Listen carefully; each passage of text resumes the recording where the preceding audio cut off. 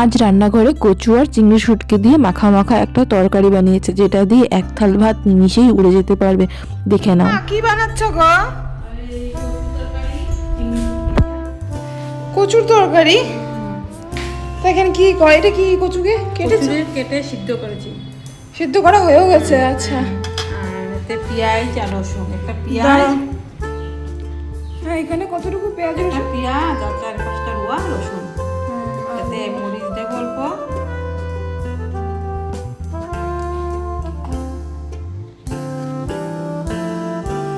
মরিচ, হলুদ, নুন। জিরে ধনে দেবে না? শুটকিতে জিরে ধনে দেয় না। আচ্ছা। আর এই যে নিয়ে নিয়েছে চিংড়ি শুটকিগুলোর পা, মাথা, লেজ এগুলো ছাড়িয়ে নেওয়া হয়েছে। আর এই যে এখানে কড়াইতে দিয়ে দেওয়া হয়েছে গরম তেল।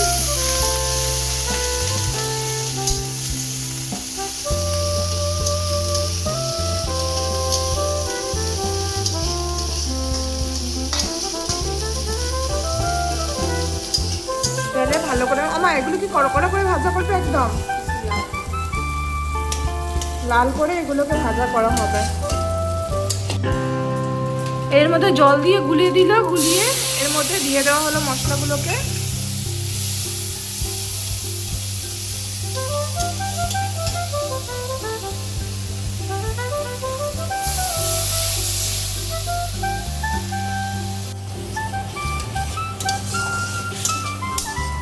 ভালো করে মশলাগুলোকে জল দিয়ে মিশিয়ে নেওয়া হয়েছে, মিশিয়ে নিয়ে একে শুকাতে দেওয়া হবে।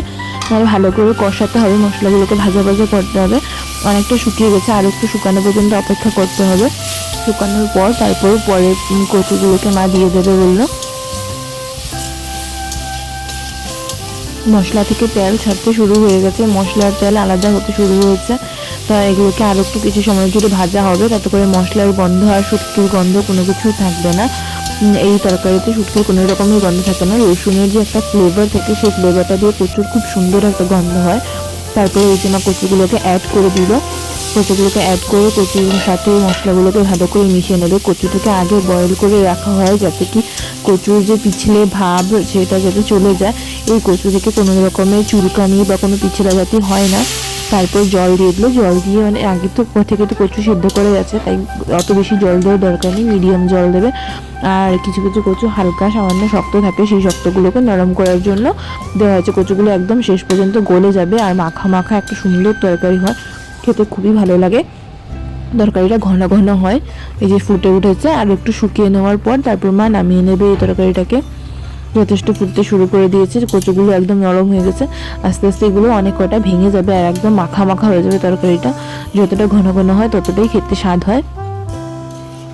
রেসিপিগুলো পছন্দ হলে সাবস্ক্রাইব করে দিও, আর লাইক করে তোমাদের মতামতটা জানাতে ভুলো না কিন্তু।